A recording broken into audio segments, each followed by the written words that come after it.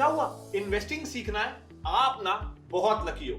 कुछ साल पहले जब मैंने इन्वेस्टिंग शुरू की थी ना, तो मेरे पास बस बुक्स और मैगजीन्स होती थी, लेकिन आप इस तरह के वीडियोस से सीख सकते हो। Welcome to our new series learn with Upstox. अब आप चाहे स्टॉक्स में इन्वेस्ट करना चाहते हो, म्यूचुअल फंड्स में, गोल्ड में, आईपीओज में या रियल एस्टेट में, हम ना आपको सब कुछ बहुत सिंपल तरीके से एक्सप्लेन करने वाले हैं। तो चलिए शुरू करते हैं। और आज के इस वीडियो में हम ना जितने भी पॉपुलर इन्वेस्टमेंट ऑप्शंस हैं उनको डिस्कस करने वाले हैं। किसी ने सच ही कहा है, wealth is not built by saving, it is built by compounding. अक्सर हम लोग सोचते हैं कि काश अपने सेविंग्स अकाउंट में या कैश के रूप में कुछ बचत कर लेते हैं जो बुरे वक्त में या रिटायरमेंट में काम आएगी, लेकिन हम लोग ये अक्सर भूल जाते हैं कि पैसों को कैश के फॉर्म में सेव करने से ना उनकी वैल्यू कम हो जाती है। ये इन्फ्लेशन की वजह से होता है, जब चीजों के दाम महंगे हो जाते हैं। इसको ऐसे समझिए कि 2002 में जो चीजें आपको 1000 रुपए के अंदर खरीद सकते थे, क्या वही चीज आप आज उसी प्राइस में खरीद सकते हैं? क्या नहीं ना। इसलिए हमको पैसों को इन्वेस्ट करने की जरूरत है ताकि हम रिटायरमेंट के लिए रेडी हो सके और अपने फ्यूचर गोल्स को पूरा कर सके। अगर आपको यह ऑप्शन दिया जाए कि या तो आप अभी के अभी 10 लाख ले लो या फिर एक पैसा ले लो जो हर दिन डबल होगा टिल 31 डेज, अब बताइए आप कौन सा चूज करेंगे? हमने ना बचपन में दो टाइप के इंटरेस्ट कैलकुलेशन पढ़े थे, एक था सिंपल इंटरेस्ट और एक कंपाउंड इंटरेस्ट। सिंपल इंटरेस्ट समझने में भी और फॉर्मूला नोट करने में भी काफी इजी होता था, और वहीं कंपाउंड इंटरेस्ट काफी डिफिकल्ट। पर हमेशा से जो चीजें डिफिकल्ट लगती हैं वही चीजें एंड में अच्छा रिजल्ट देती हैं। कैसे? तो आइए समझते हैं एक इंपॉर्टेंट कंसेप्ट को जो मैजिक की तरह काम करता है, पावर ऑफ कंपाउंडिंग। तो अगर आपने 10 लाख रुपए लमसम चूज किया होता तो आपका ना 90 लाख का लॉस हो गया होता, और अगर आप एक पैसे को जो कि हर दिन डबल होगा टिल 31 डेज के ऑप्शन को चूज करते तो आप करोड़पति बन जाते। जी हां, सही सुना आपने। चलिए समझते हैं ये कैसे होता है। तो जैसा कि आप इस टेबल से देख सकते हैं कि डे 1 पे एक पैसा है और वो हर दिन डबल हो रहा है, तो डे 5 तक आपके पास 16 पैसा हो गया है। डे 10 पे ये अमाउंट बढ़ के 5 रुपए हो गया। डे 15 पे ये 160 रुपीज हो गया। डे 20 पे ये 5000 रुपीज से ज्यादा हो गया। डे 25 पे अब आपके पास 1.5 लाख रुपए से ज्यादा है, और फाइनली 31st डे पे मैजिकली आपके पास अब 1 करोड़ रुपए हैं। शॉकिंग ना? जब पहली बार मैंने ये देखा था ना, मुझे बहुत शॉक लगा था। हमारी ना साइकोलॉजी ही ऐसी रहती है कि हम 10 लाख रुपए सुन के ये सोचते हैं कि ये एक बड़ा अमाउंट है और इसके बदले आपको सिर्फ एक पैसा दिया जा रहा था सेम डे पे। बट हमने ये ध्यान नहीं दिया कि एक पैसा हर दिन डबल होगा तो कितना अमाउंट एंड तक इकट्ठा हो जाएगा। तो यही होता है power of compounding. Simple language में बात की जाए तो जो भी आपका प्रिंसिपल अमाउंट होता है उस पे तो इंटरेस्ट मिलता ही है, वो इंटरेस्ट कहीं नहीं जाने वाला। बट कंपाउंडिंग में ना आपको इंटरेस्ट पे भी इंटरेस्ट मिलता है। तो पावर ऑफ कंपाउंडिंग हमें रिजल्ट तो अच्छा देता है, बट उसके बदले वो आपसे कुछ मांगता भी है। पता है वो आपसे क्या मांगता है? वो आपसे मांगता है पेशेंस। यानी कि ये स्ट्रैटेजी तभी वर्क करेगी जब आप लॉन्ग टर्म के लिए इन्वेस्टेड रहेंगे। जैसे कि आप ये टेबल से देखेंगे तो फर्स्ट 10 डेज में अमाउंट सिर्फ 5 रुपए तक पहुंचा था, लेकिन 20th डे वो अमाउंट 5000 हो गया। 25th डे में वो 1 लाख हुआ, लेकिन आखिरी 6 दिनों में वो 1.5 लाख से सीधा 1 करोड़ हो गया। तो सपोज आपने स्टार्टिंग डेज में ही सोच लिया कि ये तो सिर्फ अभी तक 100 रुपए ही हुआ है, या फिर ये सोच लिया कि 25 डेज हो गए फिर भी ये अभी सिर्फ 1.5 लाख ही हुआ है, और आपने वहीं उसी दिन 25th डे पे विड्रॉ कर लिया होता, तो आपको 1.5 लाख मिलते जो अगले 6 दिनों में 1 करोड़ होने वाले थे। जब हम कोई प्रॉपर्टी या गोल्ड देखते हैं कि उसकी वैल्यू आज के डेट में कितनी बढ़ गई है, हमारे दिमाग में ना ये जरूर आता है कि काश इतने साल पहले उस प्रॉपर्टी या गोल्ड को खरीद लिया होता या इन्वेस्ट कर दिया होता तो कितनी वैल्यू बढ़ गई होती। और फिर हम रिग्रेट करते हैं कि क्यों हमने जल्दी शुरुआत नहीं की। हम अपना पैसा फिक्स डिपॉजिट में पार्क कर देते हैं और सोचते हैं कि हम काफी पैसा कमा रहे हैं, लेकिन ऐसा सच में होता नहीं है। एफडी में तभी इन्वेस्ट कीजिए जब आप कोई रिस्क नहीं लेना चाहते हो, लेकिन फिर आप ये उम्मीद मत कीजिएगा कि ये आपको रिटायरमेंट रेडी बना देगा, क्योंकि बैंक आपको ना आजकल 5-6% का रिटर्न देता है एफडी पे। अब उतना तो इन्फ्लेशन हो जाता है। तो इससे ना एक चीज तो समझ में आ जाती है कि एफडी आपको लंबे समय में कोई खास रिटर्न देने वाला नहीं है। दूसरा, अगर आप अपनी एफडी को मैच्योर होने से पहले रिडीम कर लेते हैं ना, तो पेनल्टी के रूप में आपका जो भी कमाया हुआ इंटरेस्ट होता है वो भी चले जाता है। यानी अगर मेरी 12,000 रुपए की एफडी अगले 5 साल में मैच्योर होने पर मुझे 16,000 रुपए देने वाली थी, और अगर मैंने उसे 3 साल में ही रिडीम कर लिया तो मुझे मेरे 12,000 रुपए ही वापस मिलेंगे, ना कि उस पे कमाया हुआ कोई इंटरेस्ट। तो अब आइए देखते हैं अगले एसेट क्लास गोल्ड की तरफ और जानते हैं कि वो कैसे बाकी एसेट क्लासेस से थोड़ा सा अलग है। तो क्या आपको पता है कि दुनिया का ना 11 से 12% गोल्ड इंडियन विमेन के पास है, लेकिन क्या ये सही इन्वेस्टमेंट ऑप्शन है? क्या सच में हमें इसे इन्वेस्टमेंट जैसे सोचना चाहिए? तो क्या गोल्ड ज्वेलरी खरीदना एकमात्र ऑप्शन है गोल्ड में इन्वेस्ट करने का? आइए जानते हैं। गोल्ड पहनते टाइम आपको कितनी चीजों का ध्यान रखना पड़ता है। उसके गिर जाने का, चोरी हो जाने का डर ना हमेशा बना रहता है।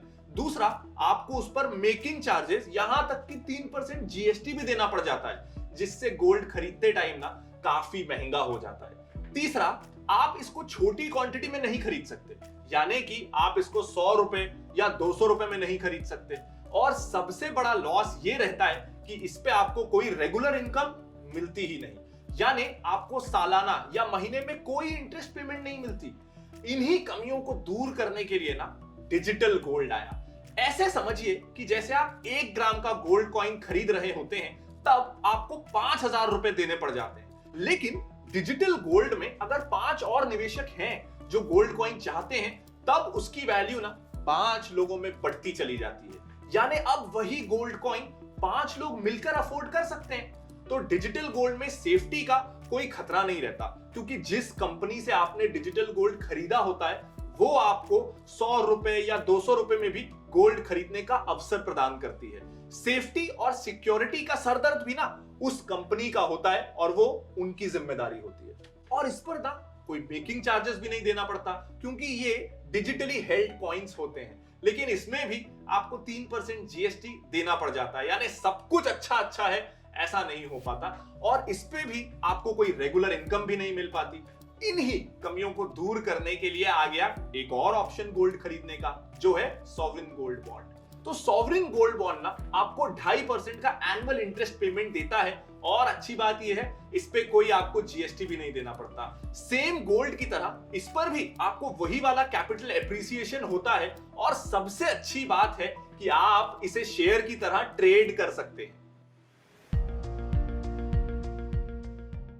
अब हम चलते हैं अगले एसेट क्लास की तरफ। जब भी किसी कंपनी को पैसों की जरूरत होती है तो वो 2 तरीकों से फंडिंग करवाते हैं। पहला होता है इक्विटी फाइनेंसिंग, जिसमें कंपनी के ओनर्स अपने शेयर्स को मार्केट में सेल ऑफ करते हैं। मतलब अगर ओनर के पास 100% स्टेक है कंपनी का और वो चाहता है कि उसमें से वो 10% शेयर्स को मार्केट में नॉर्मल पब्लिक के लिए लिक्विडेट करना चाहता है, तो फिर जब पब्लिक उस शेयर को खरीदने के लिए जाएगी आईपीओ में, तो उसके लिए वो पैसे देगी और ये पैसे आ जाते हैं कंपनी के पास। अब अगर कंपनी नहीं चाहती कि वो अपने स्टेक्स को बेचे, ओनर अगर अपने शेयर्स नहीं बेचना चाहता, तो अब एक दूसरा तरीका होता है। वो तरीका होता है डेट फाइनेंसिंग का। इसमें कंपनी चाहे तो बैंक से लोन ले सकती है या फिर बॉन्ड या डिबेंचर इशू कर सकती है। तो जब नॉर्मल पब्लिक इन बॉन्ड्स या डिबेंचर्स में इन्वेस्ट करती है तो कंपनी को पैसे मिलते हैं। बट जनरली ना लोगों को ये बहुत बड़ा मिसकंसेप्शन होता है कि बॉन्ड्स एंड डिबेंचर्स तो सिमिलर ही होते हैं। तो चलिए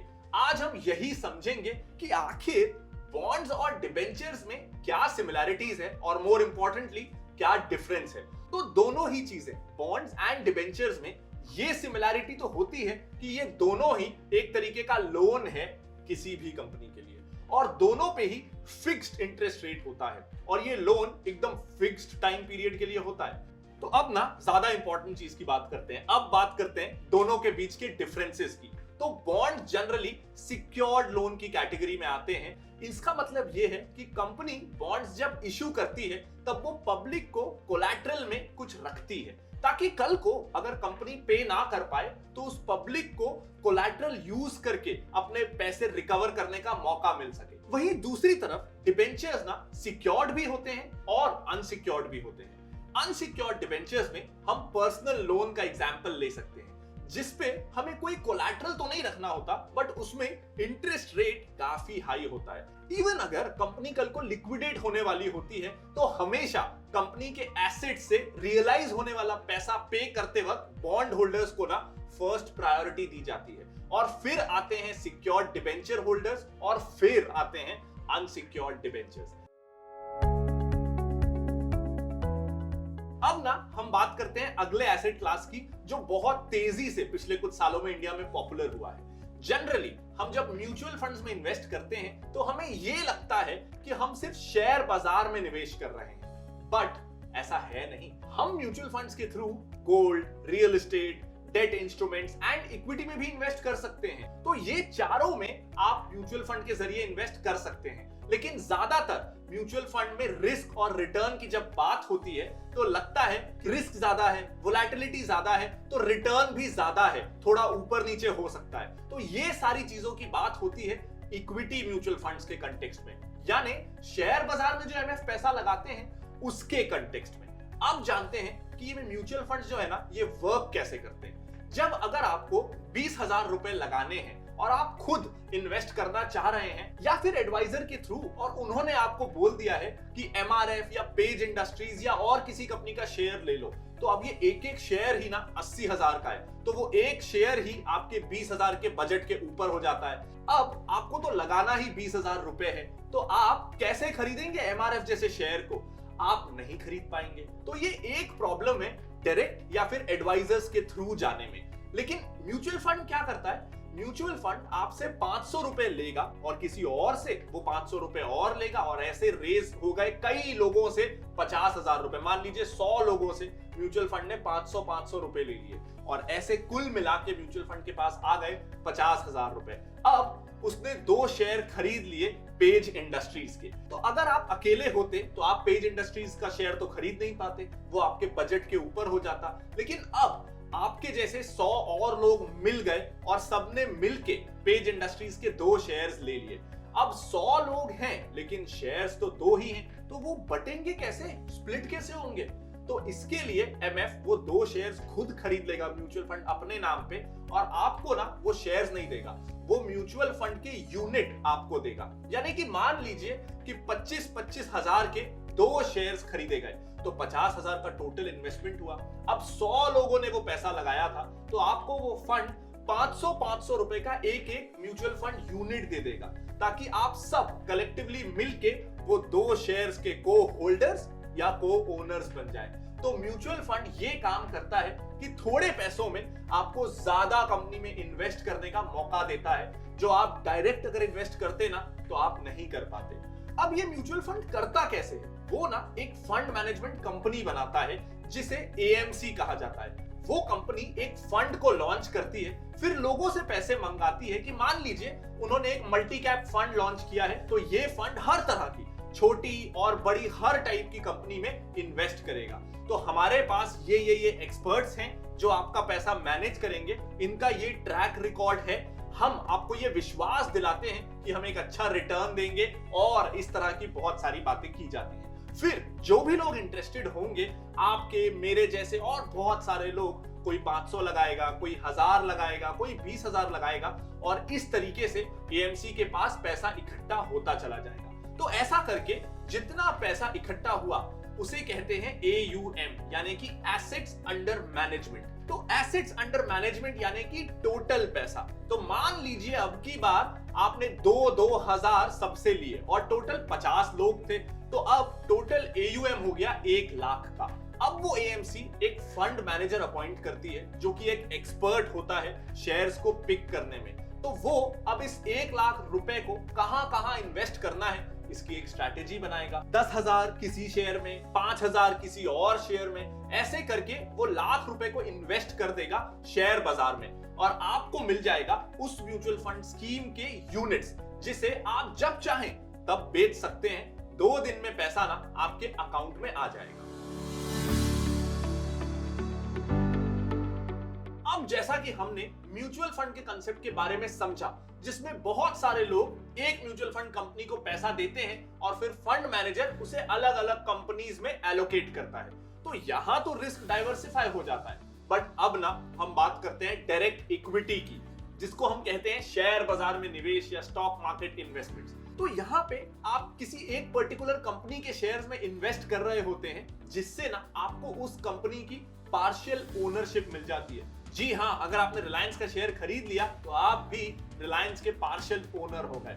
बट जनरली लोगों के दिमाग में ना ये डर हमेशा रहता है कि स्टॉक मार्केट तो रिस्की है, इसमें बहुत सारा रिस्क है। तो ऐसे में क्या सच में आपको शेयर बाजार में या स्टॉक मार्केट में डायरेक्टली बिना किसी एक्सपर्ट की मदद के इन्वेस्टमेंट करना चाहिए? क्या स्टॉक मार्केट में डायरेक्ट इन्वेस्टमेंट का कुछ फायदा है भी या नहीं? तो जैसा हमने देखा कि इक्विटी, चाहे वो म्यूचुअल फंड हो या स्टॉक्स, दोनों ही, क्योंकि वो इक्विटी है तो वो बॉन्ड्स, डेट या एफडी से ज्यादा रिटर्न्स तो देते हैं, लेकिन हमको कंपैरिजन करना है डायरेक्ट इक्विटी का एमएफ से। तो अब अगर हम डायरेक्ट इक्विटी और म्यूचुअल फंड इन दोनों को कंपेयर करें ना, तो कंपैरेटिवली यस, स्टॉक्स में थोड़ा रिस्क ज्यादा होता है।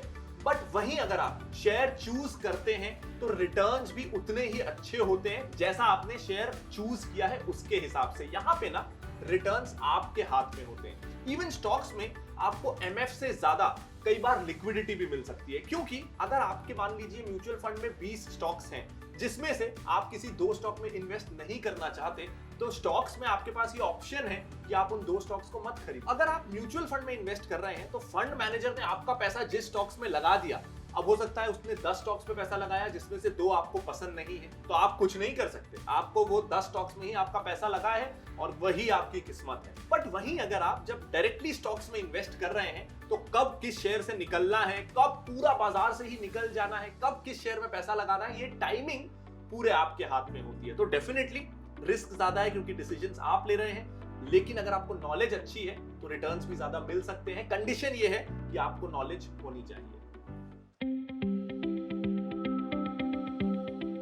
अब बात करते हैं रियल एस्टेट की। रियल एस्टेट को ना हमेशा से एक कन्वेंशनल और पॉपुलर एसेट इंडिया में माना जाता है इन टर्म्स ऑफ इन्वेस्टमेंट। अगर आप कोई घर खरीदते हैं तो डेफिनेटली उसकी वैल्यू टाइम के साथ तो बढ़ेगी ही, और साथ ही आपको रेंटल इनकम भी मिल सकती है। बट हिस्टोरिकली देखा जाए ना तो रियल एस्टेट ने 9 to 10% का ही रिटर्न दिया है पर ईयर। इसके साथ इसमें 2 मेजर प्रॉब्लम्स भी हैं।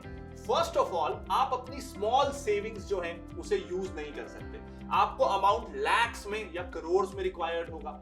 इसके साथ रियल एस्टेट में आपको लिक्विडिटी की प्रॉब्लम आती है, यानी कभी आपको बेचना हो तो महीनों लग जाते हैं। ऐसा नहीं है कि आज सोचा और कल बेच दिया, आपको महीनों लगेंगे एक बायर ढूंढने में, और अगर लैंड कहीं रिमोट जगह पे है ना तो फिर भूल ही जाइए। बट उस घर का क्या जिसमें आप रहते हो, जिसे आप अपनी पर्सनल कैपिटल का पार्ट मानते हो, तो क्या महंगा घर खरीदने से आपकी पर्सनल कैपिटल इंक्रीज हो जाएगी?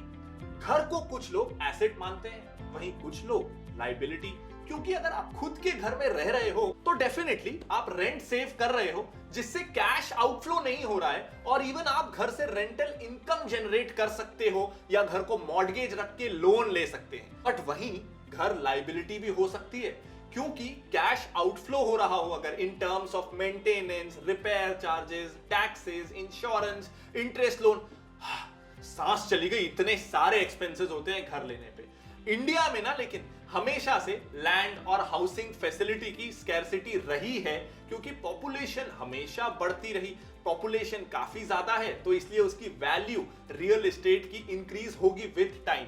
बट आज की डेट में जब आप रियल एस्टेट बाय करते हो, वो बहुत सी एमिनिटीज के साथ आता है, जैसे कि क्लब, गार्डन, पूल, ये जो आजकल वर्ल्ड कॉलोनीज हैं उनमें। तो इसका ये मतलब है कि आप सिर्फ घर नहीं ले रहे हो, आप एक एक्सपीरियंस बाय कर रहे हो।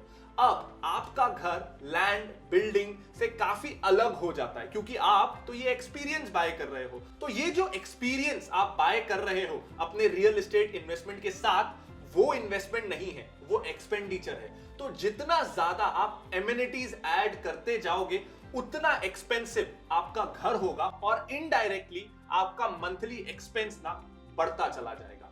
तो ऐसे केस में आप जो घर में रह रहे हो वो एक ट्रू एसेट है ऐसा हम नहीं कह सकते, वो इन्वेस्टमेंट नहीं है। तो आई होप कि ये बेसिक्स ऑफ इन्वेस्टिंग वाली वीडियो आपको पसंद आई होगी। अगर हाँ तो इस वीडियो को लाइक जरूर कर दीजिएगा और अपने दोस्तों के साथ शेयर करना बिल्कुल मत भूलिएगा। कोई अगर डाउट है तो आप कमेंट करके उसे पूछ भी सकते हैं। साथ ही आप इस चैनल को सब्सक्राइब कर लीजिएगा ताकि अपस्टॉक्स की तरफ से इस तरह की और नॉलेजेबल वीडियोस का नोटिफिकेशन आपको मिलता रहे। Thank you.